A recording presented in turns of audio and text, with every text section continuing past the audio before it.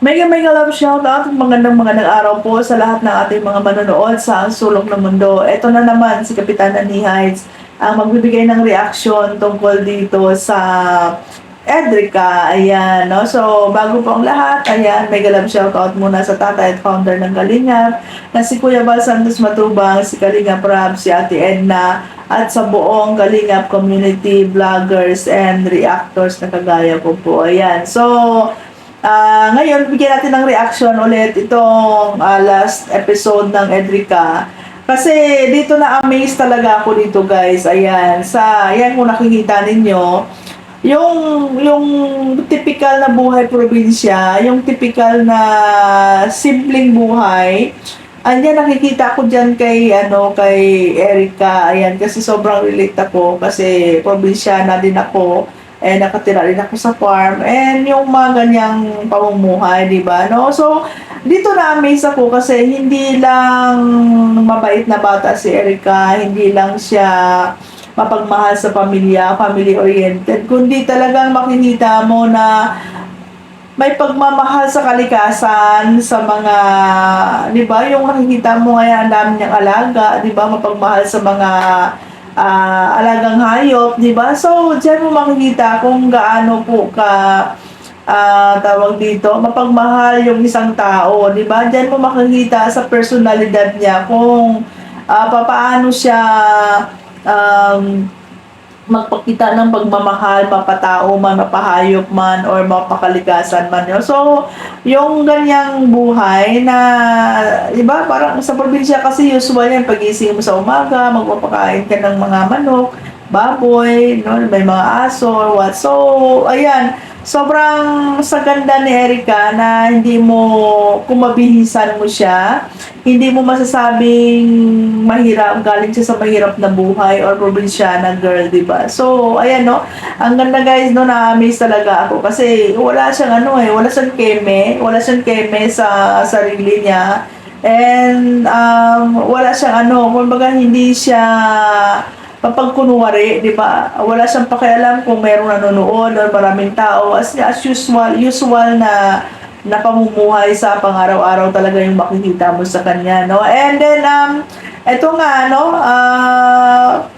Ito talaga yung maganda eh. Kumbaga, ito yung naging asin at betsin sa kwento kung paano naging interesting at talagang nakapagbibigay saya. Itong mga sidekick ni Edo, di ba? Itong si Kalingap Tata na ni Arjun, di ba? Na talagang nakakatuwa talaga, no?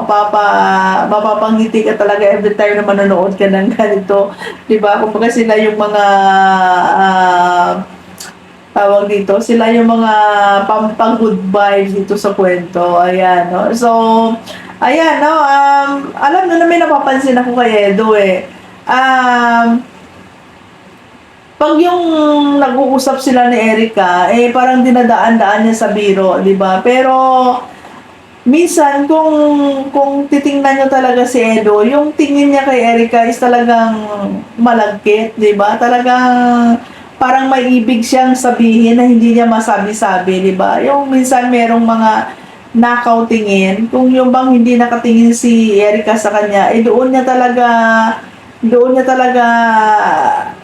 ano man tawag doon? Doon talaga niya tinititigan si Erica, di ba? So, ayan guys, very meaningful talaga yung mga galaw ni Edo minsan, di ba? Alam mo kasi, yung iba dyan siguro scripted, and then yung iba dyan is limited lang yung mga galaw ni Edo, pero it is because may camera, di ba? Sabi ko na sa isip ko, how much more siguro kung walang camera, na nasa private sila na lugar, na silang dalawa lang na nag-uusap, di ba? So, parang napipicture out ko kung may mga tao kasi na yung mga mahihiyain, yung medyo tahimik. Yun yung mga taong makikita mo yung pagiging sincero pag yung kayong dalawa na yung nag-uusap eh. Yun yung nakikita ko kay Edo. And dito mo makikita na very na sila eh, di ba? Very ano man tawag doon? Kumbaga parang na talaga sila ni Erica, no?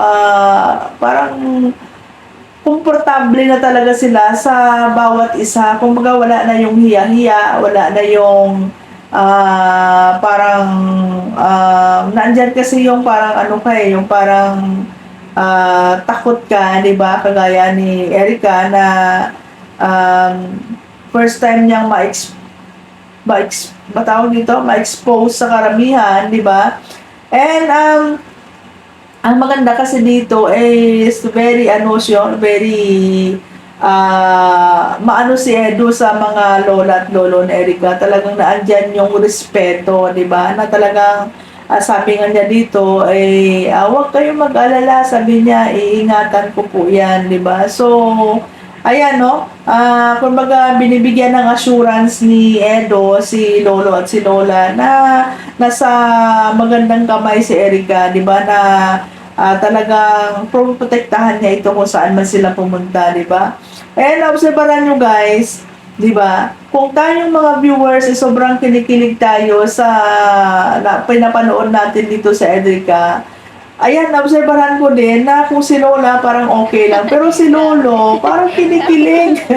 Siguro na-imagine ni Lolo na parang ganito din kami noong younger days namin ni Lola, di ba? Makikita mo di ba, na parang nakiki-join si Lolo sa kilig-kilig moments, di ba?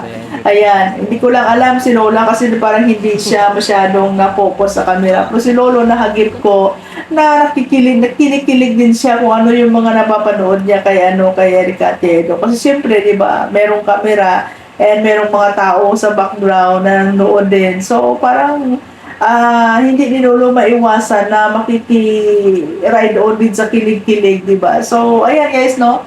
Basta, parang ano lang talaga, no?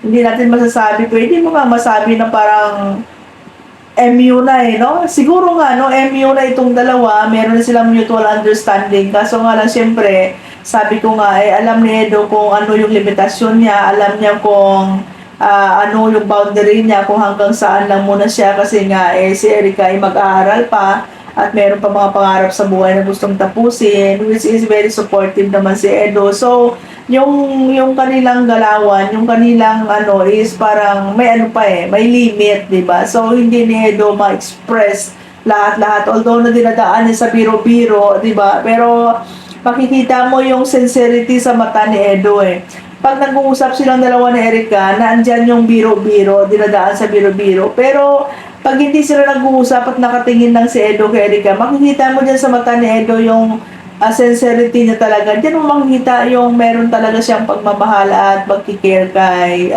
Edrica, di ba? So sabi ko nga, it is because may camera. Pero pag walang camera, di ba, diyan siguro ni Edo mapapakita talaga yung pagkaseryoso niya, di ba?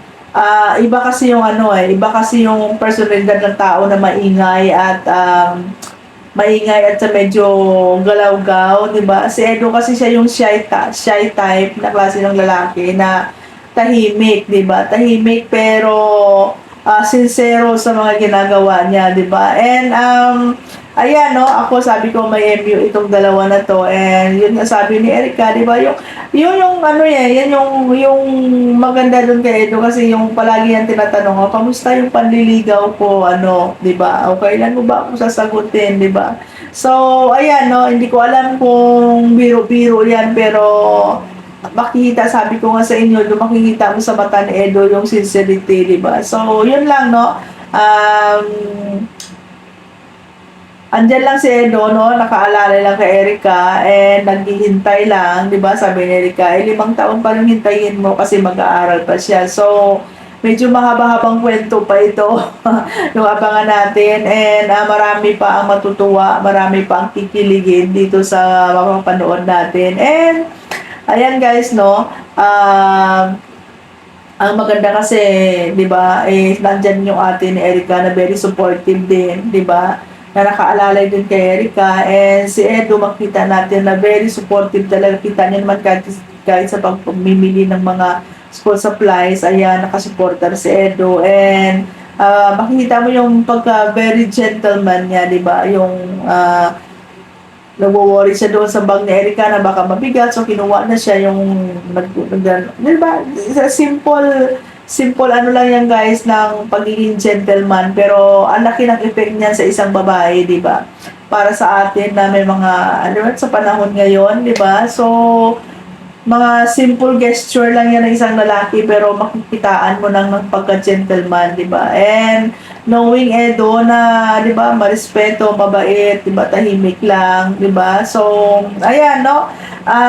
Basta all in all, parang na-relate kasi ako dito kay Erica kasi, di ba, simple lang, no? Simpleng buhay lang and ayan, very grateful siya. Sobrang palagi siya nagpapasalamat dun sa mga tumutulong lalo-lalo na kay Sir Jun A na laki pong naitulong kay Erica. And yun nga po, ngayon pinaghahandaan yung pagpagawa ng bahay niya.